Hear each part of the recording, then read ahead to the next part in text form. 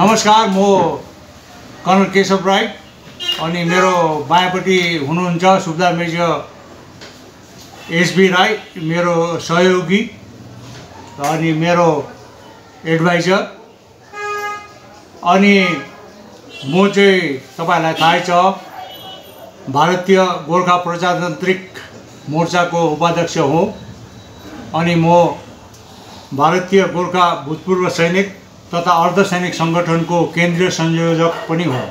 आज जो अगला 10-15 मिनट में मैं जो बोलने जा रहा हूँ वो हिंदी में बोलूँगा और एक भूतपूर्व सैनिक, एक सिपाही के हैसियत से बोलूँगा। किसी भी संगठन की तरफ से मैं आज का ये प्रेस विज्ञप्ति नहीं दे रहा हूँ। ये एक सिपाही का हृदय उद्गार है, दिल से निकला हुआ बात है, क्योंकि मैं चाहता हूँ ये बात हमारा सैनिक मुख्यालय और हमारा सिविल एडमिनिस्ट्रेशन का विविध अधिकारी और जो हमारे जन समुदाय है, जो सिलीगुड़ी, तराई, डुवर्स में और सब एरिया में जिनको नेपाली भाषा समझ में नहीं आता, उनको भी ये संदेश पहुँचे। सबसे पहले कल हमने हमारा शहीद गोरखा सपूत विधान घिसिङ को भावभीनी श्रद्धांजलि दिया। तो उसमें वो 20 सितंबर का दिन कुपवाड़ा में शहीद हुए थे। उनके सिर पे गोली लगा था और छाती पे गोली लगा था और 22 तारीख का दिन बागडोगरा एयरपोर्ट पे उनका पार्थिव शरीर पहुंचा था और शाम को उनके घर में पहुंचा और 23 तारीख को हमने उनको अंतिम श्रद्धांजलि दे के उनको विदाई किया। उस श्रद्धांजलि संस्कार कार्यक्रम जो हुआ उसमें पूर्ण राजकीय सम्मान के साथ मिलिट्री फ्यूनरल कंडक्ट किया गया, जिसमें चीफ मोर्नर या प्रमुख शोककर्ता के रूप में brigadier Vikas Batra, station commander Darjeeling garrison उपस्थित थे। कई सेना के वरिष्ठ अधिकारी थे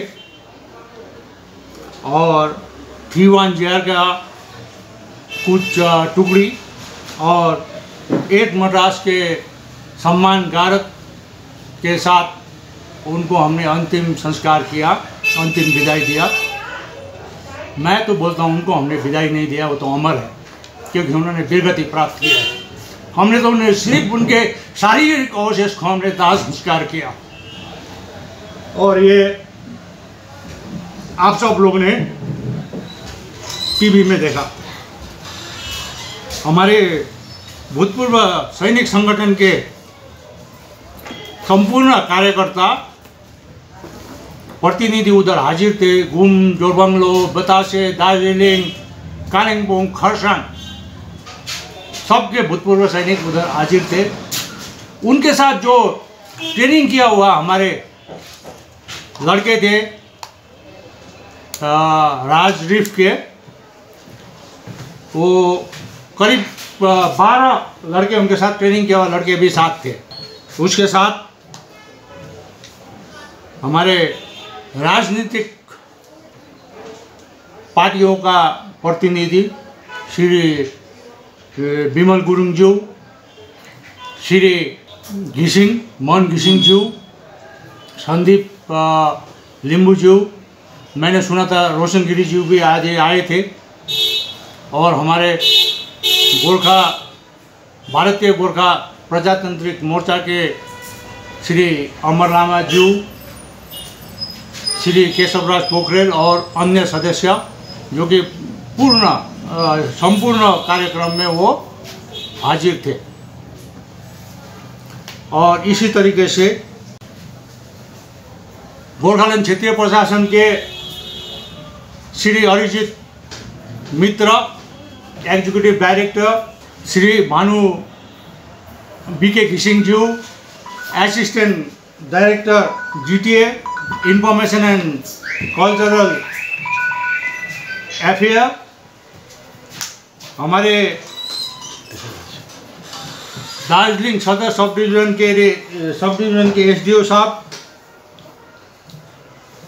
Shri Dulan Roy WBCS executive, BDO Sukhiapokhri Jorebunglow Sunirul Islam, deputy superintendent of police Darjeeling town Shri Manish Joshi ji, ये सब हाजिर थे। और पूरे एरिया के हमारे जन समुदाय, भाई बहन, माता पिता, बच्चे सभी हाजिर थे। और उन्होंने, आपने टीवी फुटेज में देखा होगा, उनका हमने जो श्रद्धांजलि अर्पित किया, जो उनको अंतिम संस्कार दिया, उसमें पूर्ण राजकीय सम्मान के साथ किया। हमारे जो deputy superintendent of police Darjeeling town है, उनके साथ करीब 20-25 पुलिस के जवानों और लेडी कांस्टेबल भी आए थे, एक लेडी सब इंस्पेक्टर भी थे। तो उन्होंने सबने अपनी श्रद्धांजलि अर्पित किया। और जिस त्रिरंगा में लपेटकर हमारा शहीद विधान घिसिंग का शारीरिक अवशेष आया था, उस शारीरिक अवशेष को हमारे स्टेशन कमांडर दार्जिलिंग बिगड़े बत्रा साहब ने उनके पिता को हैंडओवर किया। तो ये बहुत उचित सम्मान और परंपरा के मुताबिक ये सब कार्यक्रम हुआ। और इसी तरह से कार्यक्रम श्रीनगर में भी हुआ था, दिल्ली में भी हुआ था करके हमको जो उनके साथ आए थे उन लोगों ने बोला है। मगर इस बीच में दो छोटी सी कंट्रोवर्सी, बहस का विजय निकला है। इस बहस का विषय है, पहली बार बागडोगरा एयरपोर्ट पे जब उनका पार्थिव शरीर लाया गया, उस वक्त हमारा कोई कार्यक्रम, सैनिक कार्यक्रम उधर नहीं हुआ। उसके साथ साथ जुड़ा हुआ एक प्रश्न उठा, क्या विधान घिसिंग शहीद हुए थे या कुछ दुर्घटना में उनका देहांत हुआ था? जो मेरे को जानकारी है उसके अनुसार उनके सिर के पीछे गोली लगा हुआ था और छाती में गोली लगा हुआ था। और ये घटना कुपवाड़ा सेक्टर में लाइन ऑफ कंट्रोल के 2 किलोमीटर के अंदर जब वो गश्ती जल लेके, पेट्रोलिंग लेके जा रहे थे तब हुआ था। तो शायद ये वो शहीद थे या नहीं थे, ये प्रश्न तो शायद अपने आप में निरर्थक है। एक्चुअली ये जो शहीद शब्द है ये हम बोलचाल का भाषा है। हमारा जो ऑफिशियल लैंग्वेज में इसको बैटल कैजुअल्टी बोलते हैं। और इसमें जो मेरा 38 साल का सैनिक जीवन का अनुभव है उसके अनुसार तो मेरे को तो कोई शक नहीं है कि ये एक बैटल कैजुअल्टी है। और हमारे विधान घिसिंग गोरखा सपूत में युद्ध भूमि में वीरगति प्राप्त करके अमरत्व प्राप्त किया है। बागडोगरा में जो 4 बजे 22 तारीख को उनका पार्थिव शरीर पहुंचा तो थोड़ा उधर झमेला हुआ। और जब हमने सैन्य मुख्यालय से संपर्क किया तो वो हमको बोला कि गया कि हमने बागडोगरा में तो कोई कार्यक्रम फिक्स ही नहीं किया था। उनका परिवार जनों के इच्छा के अनुसार उनका संपूर्ण कार्यक्रम उनका पैतृक स्थल में होना था, मगर हमारा कुछ भूतपूर्व सैनिक, कुछ राजनीतिक नेता उधर पहुंचे थे, तो कुछ वाद विवाद होने के बाद उधर एक इमरजेंसी में एक छोटा सा स्टेज बना के उनको शरीर को रखा गया, पार्थिव शरीर को रखा गया, और उसमें उन्होंने खदा माल्यार्पण करके फिर हमने पार्थिव शरीर को आर्मी का एस्कॉर्ट के अंदर में इधर उनके घर कुसुम बैंक में लाया गया, और 23 तारीख उनको हमने अंतिम संस्कार, अंतिम विदाई दिया, जिसके बारे में मैंने बता दिया। इस संदर्भ में मैं तीन पुराना घटना के बारे में मैं बताना चाहता हूँ। एक सुभाष थापा हमारा पानीघट्टा मोड़ बागडोगरा, अपर बागडोगरा के शहीद हुए थे। 33 RR में वो सर्विस कर रहे थे, और 35 GR उनका ओरिजिनल पॉल्टन था। वो 2019 11 अक्टूबर में शहीद हुए थे। उनका पार्थिव शरीर 13 अक्टूबर को बागडोगरा एयरपोर्ट में पहुंचा था, और हमने उनका अंतिम संस्कार 14 अक्टूबर 2019 को किया था। जब उनका पार्थिव शरीर बागडोगरा एयरपोर्ट में पहुंचा था, मैं खुद उधर, हमारे उस तक का बंगाल के पर्यटन मंत्री श्री गौतम देव जी उधर थे, हमारे राज्यसभा के सांसद श्रीमती शांता छेत्री उधर थे, और हमारे उस तक का विधायक शंकर मलाकर जी 12 तारीख को शाम को जाके उनका परिवार से बातचीत किए थे। उस वक्त का DM साहब, उस वक्त का SDO सिलीगुड़ी, और सिलीगुड़ी पुलिस कमिश्नर के डिप्टी कमिश्नर ऑफ पुलिस उधर हाजिर थे। हमने ये जो समारोह, ये कार्यक्रम 13 अक्टूबर 2019 को हुआ था। उसके बाद उनको पार्थिव शरीर को बेंगडुबी में बेस हॉस्पिटल में ले जाके मोर्चरी में रखे थे, और 14 तारीख को वहाँ से ले जाके उनके घर में ले गए थे, और उनके घर से लेके बेंगडुबी के दाह संस्कार इलाके में उनका दाह संस्कार हुआ था। और उस दाह संस्कार में 2 मेजर जनरल साहब हाजिर थे।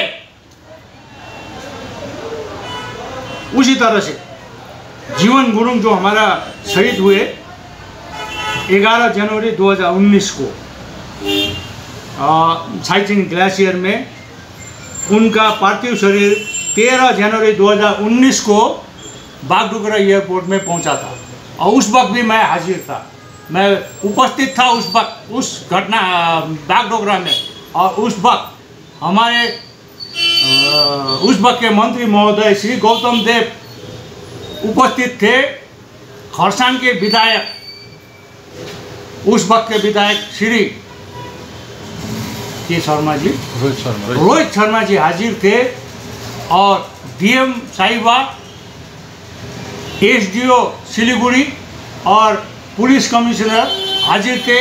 और जीवन गुरुंग के पार्थिव शरीर को सिलीगुड़ी पुलिस कमिश्नर का पायलट गाड़ी आगे लग के सिमलबाड़ी तक आया था, और सिमलबाड़ी से दार्जिलिंग पुलिस का पायलट व्हीकल आगे चल के उनके पैतृक स्थल सिंगरीताम तक लाया था। ये तो शहीदों का बात है।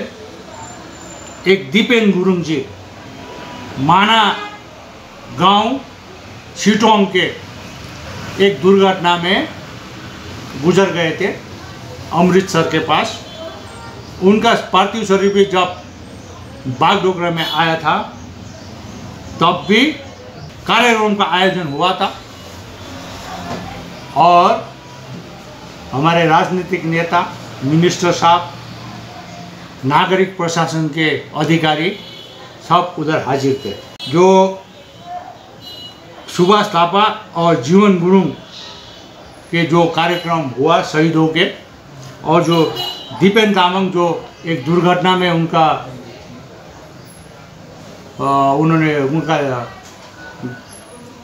मृत्यु हुआ था, उनके कार्यक्रम में इतना ही फर्क था कि सुभाष थापा और जीवन गुरुङ के कार्यक्रम में बैंगडुबी मिलिट्री स्टेशन के स्टेशन कमांडर ब्रिगेडियर साहब आए थे और दीपेन गुरुङ के कार्यक्रम में वहाँ के कर्नल साहब आए थे।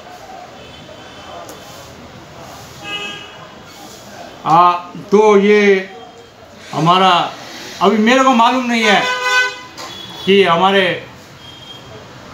रूल रेगुलेशन और जो पॉलिसी क्या बोलता है, मगर जब भी हम सोचते हैं, जब भी एक शहीद का पार्थिव शरीर बागडोगरा में आता है, वो हमारे राज्य पश्चिम बंगाल में पहली बार आ रहा है, उस वक्त बागडोगरा में जो कार्यक्रम होने का जो कन्वेंशन है, जो पद्धति है, सिस्टम है, उसको फॉलो होना चाहिए, जो कि इस बार विधान सिंह के जो कार्यक्रम केस में नहीं हुआ। जब हमने छानबीन किया, कईयों से बातचीत किया, तो हमको लगा कि कहीं ना कहीं कम्युनिकेशन गैप था, बातचीत का कमी था, क्योंकि जब मैंने 22 तारीख शाम को